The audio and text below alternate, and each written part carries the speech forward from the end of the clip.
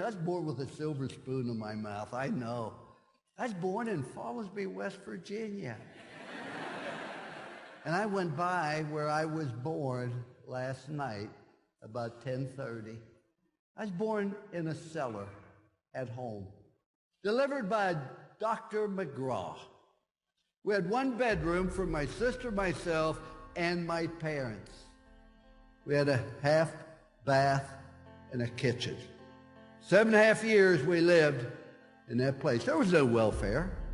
There was no food stamps. There was no safety net. But I always had plenty to eat. Because every time I asked for seconds, my dad would say, no, you had plenty. But the reason I was born with a silver spoon, my dad had only gone to the 3rd grade. That's all the education he had. But why was I born with a silver spoon in my mouth? Because I was taught by my parents that life's a matter of making choices, wherever you are, good or bad, because of choices you make. Don't blame anybody else, but if you get an education, you're willing to work and overcome problems and difficulties, in this great country, you can amount to something.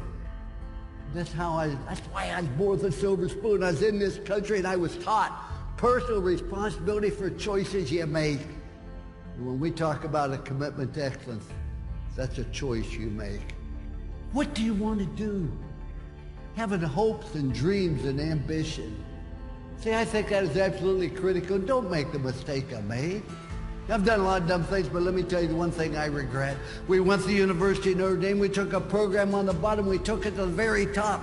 And for 9 straight years, we went to a January 1 bowl, the sugar, the cotton, the orange, and the fiesta. Nobody's done it before. Nobody's done it since. We put it on top and we maintained it. That's the thing I regret the most. See, there's a rule in life that said you're either growing or you're dying. The tree's either growing or it's dying. So's grass, so's a marriage, so's a business, so's a person. Doesn't have a thing to do with age. My birthday candles cost more than a cake. But it has everything to do, am I trying to get better? Am I trying to improve? We got on top and say, you know, this is pretty good. Let's maintain it. Let's not take any risk. We finished 2nd in the country at Notre Dame. Everybody called me an idiot. Guy finishes last in medical school, they call him doctor. That doesn't seem fair. When I left Notre Dame, I never thought I'd coach again. Where'd you go from Notre Dame? According to my mother, you go directly to heaven, you sit by the Pope. You don't coach anymore. And then I went to live in a town where the average age was deceased. And what I found out, I wasn't tired of coaching. You have to have something to hope for, something to dream. And even though you've done great things so far, what's going to happen now? I want to give you a simple plan. Life doesn't have to be complicated.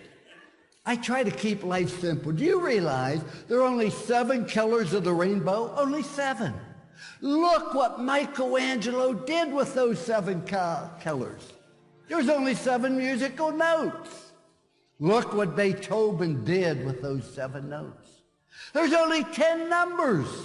Look what Bernie Madoff did with those 10 numbers. The point I make is it doesn't have to be complicated. See, you need 4 things in your life. If you don't have any of these 4 things in your life, you're going to have a tremendous void. See, everybody needs something to do. Number 2, everybody needs someone to love.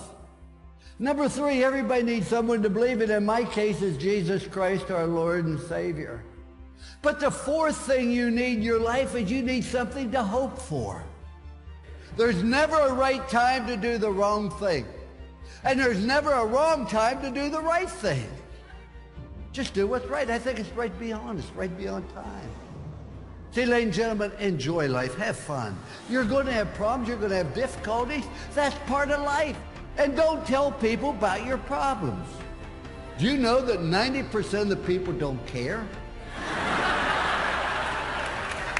And the other 10% are glad you got them. So you're better off keeping yourself. You're going to have problems. But have fun with what you're doing. People say, did you have fun doing the ESPN? Not really.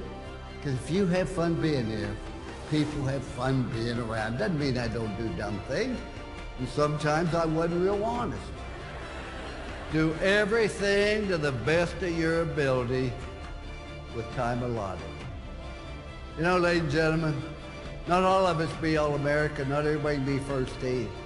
Everybody can be the best you're capable of being. And I want to tell you, if you want to fail, you have the right to fail. That's what's great about this country. You do not have the right to cause other people to fail because you don't do everything best your ability. When you join a spouse, you bring a child in the world, you join a business, you join a team.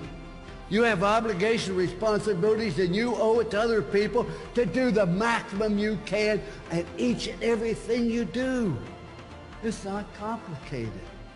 And the last rule is show people you care. And you walk in the room, your attitude, hey, here I am, look at me. I thought, no. Your attitude, there you are, how can I help you? I wished I knew those 3 rules when I was 21. I've used them for the last 40 years. There's a statue of me at Notre Dame. I guess I need a place for the pigeons to land, but if you go look at it, just don't look at 3 words on the pedestal. Trust, commitment, love.